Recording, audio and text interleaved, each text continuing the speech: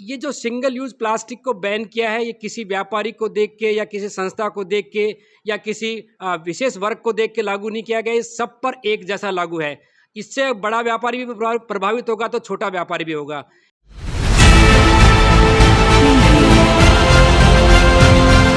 दर्शन news, जो है आपका अपना विश्वास। बूंदी पर्यावरण संरक्षण कानून व प्रदूषण के दुष्परिणामों को रोकने के लिए बूंदी जिला कलेक्ट्रेट सभागार में सेमिनार का हुआ आयोजन। बूंदी जिला विधिक सेवा प्राधिकरण के सचिव सुनील कुमार यादव ने की सेमिनार की अध्यक्षता कर बताया कि प्रदूषण से क्या क्या दुष्परिणाम अभी हो रहा है और आने वाले समय में भी इसके परिणाम भयंकर देखने को मिलेंगे। पर्यावरण को बचाने के लिए सेमिनार आयोजित किया गया है, जिसके अंदर बूंदी के कई व्यापारी संघ के अध्यक्ष व पर्यावरण संरक्षण करने वाले व्यक्ति भी सेमिनार में मौजूद रहे। आम जनता से समझाइश की अपील की गई कि पॉलीथीन कोई उपयोग में ना लेवे और पर्यावरण की रक्षा करे। राजस्थान प्रदूषण नियंत्रण बोर्ड के क्षेत्रीय प्रबंधक निधि खंडेलवाल ने भी अपनी राय रखी व जनता से एनजीओ के द्वारा व आम जनता अपनी तरह तरह से योजनाओं का प्रदूषण पर होने वाले दुष्प्रभावों को समझाकर पॉलीथीन बंद करने व प्रदूषण को रोकने के लिए आग्रह करती नजर आई। इसी तरह नई नई अपडेट्स व जानकारी जानने के लिए देखते रहिए दर्शन न्यूज, जो है आप सबका अपना विश्वास। ये जो सिंगल यूज प्लास्टिक को बैन करना है या पर्यावरण संरक्षण जो करना है, उनको अपन कैसे लागू कर सकते हैं, पर्यावरण का संरक्षण कैसे कर सकते हैं और बेटर सुझाव अपने पास में क्या आ सकते हैं, इस पे प्रसंचित लगाने के सब सारे प्लास्टिक को बैन करो, आप चरणबद्ध तरीके से ना करो। इसकी वजह अपन ये देखिए चरणबद्ध तरीके से जो अपन कर रहे हैं उसको अपन कैसे सुचारू रूप से कर सकते हैं, क्योंकि अगर एक सिंगल प्लास्टिक को भी हम बैन करते हैं, 10% में पर्यावरण का संरक्षण करते हैं, तो भी हमारे लिए बहुत है एक चरणबद्ध तरीके से। बिल्कुल एक साथ अपन सारा स्टेप उठा लेंगे ना, तो न तो अपन कंट्रोल कर पाएंगे, नहीं है कंट्रोल में रहेगा। और सीढ़ी वार सीढ़ी पहले सीढ़ी चलेगा फिर 2011 से ये प्रस्ताव है जिसमें हमने पॉलीथीन के मामले की पूरे मार्केट में मीटिंग ली, वो 2 महीने तक बंद रही। ऐसा प्रस्ताव हमने बनाया भी था, जुर्माने का भी, सभी तरह का सारे काम। छोटा व्यापार ने मतलब जब ये कर दिया तो बीच में जब ये पॉलीथीन वापिस ब्लैक तक बिकने लगी, पहले 7 रुपए का पाव जाता था, आज वो बिकते बिकते 50 रुपए का पाव पैकेट हो चुका हो 100 ग्राम पर। अभी भी ब्लैक ये कहते हैं कि आप लेके रखो, 4-6 महीने 2 महीने 15 दिन चलेगा। सरकार के ऐसे प्रस्ताव मजबूत नहीं हो, कठोर नहीं हो, जिसमें आप लोग मतलब अपना व्यवसाय बंद कर सके। और व्यवसाय बंद करने किसी को ग्राहक को मना करते हैं तो ग्राहक को खुद की जेब में से प्लास्टिक की थैली रखना पड़ता है, वो खुद अपने घर से लाता है और फिर दूसरे जगह बताते हैं कि साहब ये देखो मैं मुझे पुराने आदमी ने, हम उससे लड़ाई करने जाते हैं। प्लास्टिक से भी हानिकारक है, पृथ्वी के लिए हानिकारक है, पर्यावरण संरक्षण होना चाहिए, इस बात सभी के मन मस्तिष्क में ये है। जैसे किसी ने बताया कि एक टूथब्रश 500 साल में नष्ट होता है, एक प्लास्टिक का गिलास 550 साल में नष्ट होता है। आंख बंद करके देखो 50 साल बाद क्या स्थिति होगी। देखो लगता है सारी धरती में ब्रश हो गए, डॉक्टर साहब कहते हैं हर महीने ब्रश बदल दो, साहब 1 महीने बाद 2 महीने लगे बदल दो। इसी गति से हम टूथब्रश बदलते रहे तो हमारे लिए रहने की जगह नहीं बचेगी, पृथ्वी पर सारे टूथब्रश हो गए।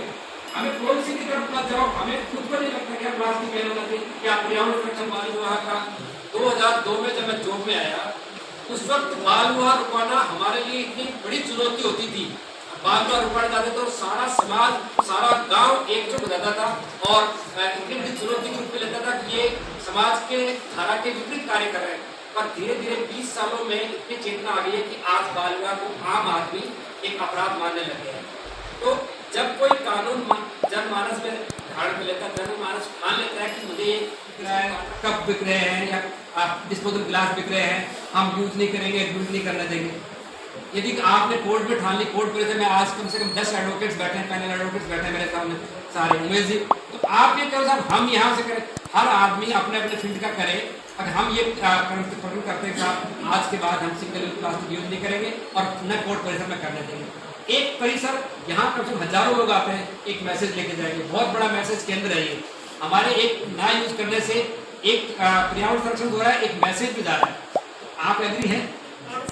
पेश आए, सरकार के कारिंदे उनको समझाए, व्यापार महासंघ भी उनको समझाने की कोशिश करेगा और आप तो वादा करते हैं कि प्लास्टिक बंद करवाने में हम आपका पूरा सहयोग करेंगे, बस यही अपेक्षा है, इसीलिए लेकिन मार्केट में या इंडस्ट्रियों के ऊपर या अनावश्यक रूप से दबाव नहीं आना चाहिए। उनको प्रेरित कर सकते हैं सर, जैसे कि जी गोदाम में अगर माल पड़ा हुआ तो कहाँ फेंकने जाएगा, समुद्र में फेंकने जाएगा, आप बता मेरे को कहाँ जाएगा वो फेंकने? यह लोगों से कहेगा कि भैया एक प्लेट आप ले लो, एक प्लेट आप ले लो, एक प्लेट आप ले लो, लेना यार घर में काम में, ये भी नहीं हो सकता सर।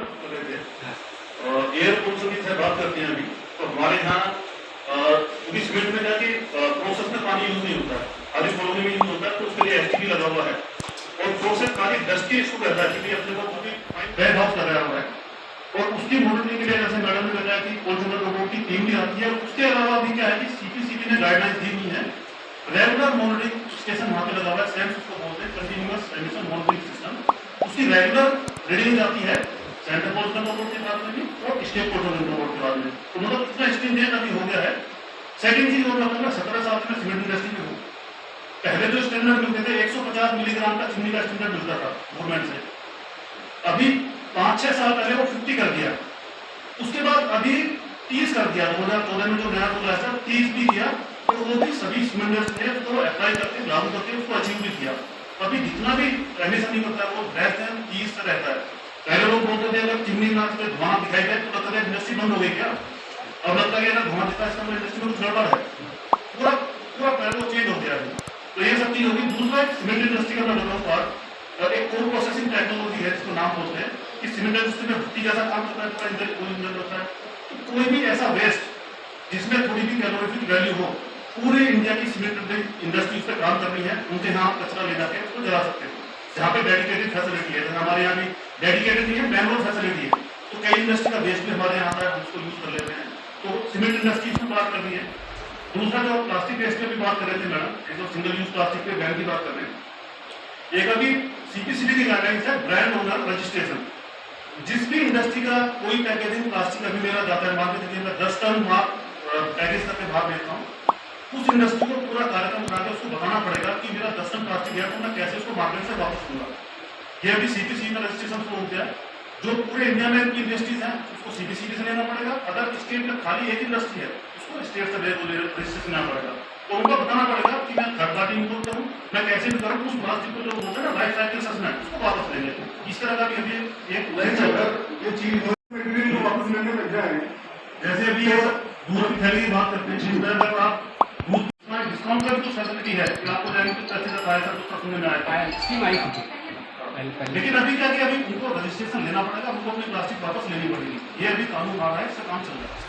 सर आप ये बताइए कि आज का जो प्रोग्राम है चल रहा पर्यावरण को बचाने के लिए, तो उसके ऊपर विशेष क्या टिप्पणी है जिसके अंदर ये मीटिंग रखी गई?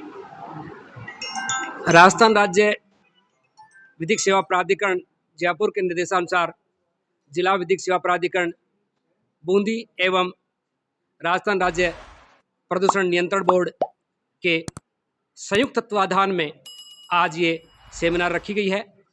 इसका मुख्य उद्देश्य पर्यावरण संरक्षण कैसे हो, पर्यावरण संरक्षण में विभिन्न विभागों की क्या भूमिका हो, पर्यावरण प्रदूषण के जो कारण हैं उनको चिन्हित करें, किस प्रकार से उन कारणों का हम निदान कर सकते हैं, किस प्रकार से आम जन को जागरूक करें कि क्या क्या कारणों के कारण पर्यावरण प्रदूषण हो रहा है और किन किन उपायों के माध्यम से हम पर्यावरण का संरक्षण कर सकते हैं।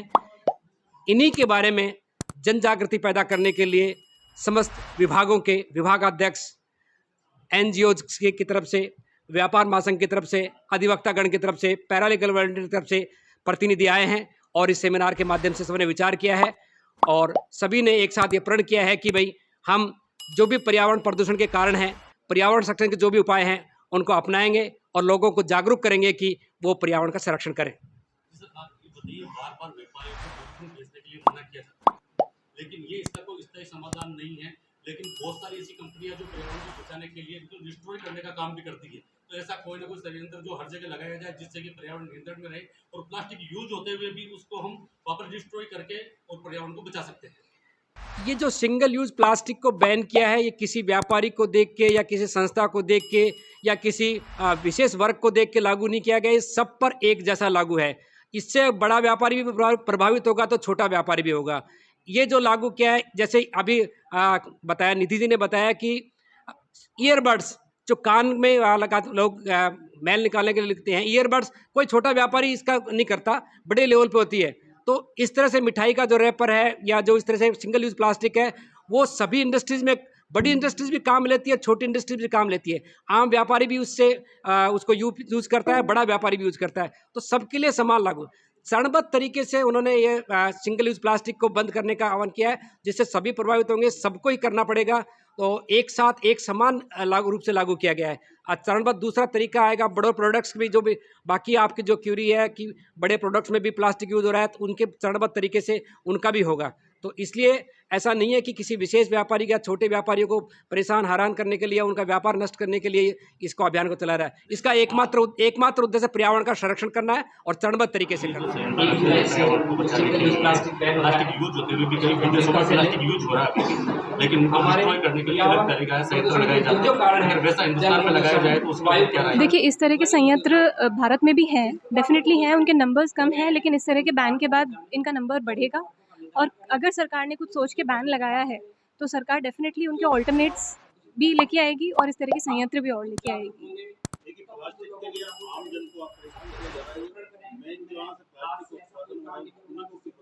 इसके फर्स्ट स्टेप में यही किया गया था कि जो plastic manufacturing, single use plastic manufacturing industries हैं, उन्हीं को ही नोटिस दिया था और उनको बताया गया था कि आपको ये डेडलाइन है, इस दिन तक मैन्युफैक्चरिंग बंद कर देनी है।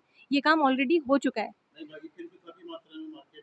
अगर इस तरह की कोई भी इंडस्ट्रीज़ अगर हमारे संज्ञान में आती हैं तो हम उनके बंद करवाने के लिए तुरंत प्रभाव से एक्शन लेंगे।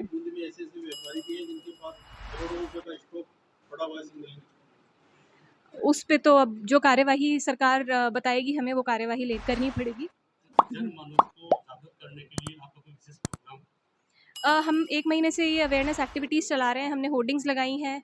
अभी कल हम एक नुक्कड़ नाटक भी ऑर्गेनाइज़ करवा रहे हैं। आज जिस तरह से ये सेमिनार की गई है, इसमें सारे एसोसिएशन, व्यापार मंडल वाले सभी लोग शामिल हुए हैं।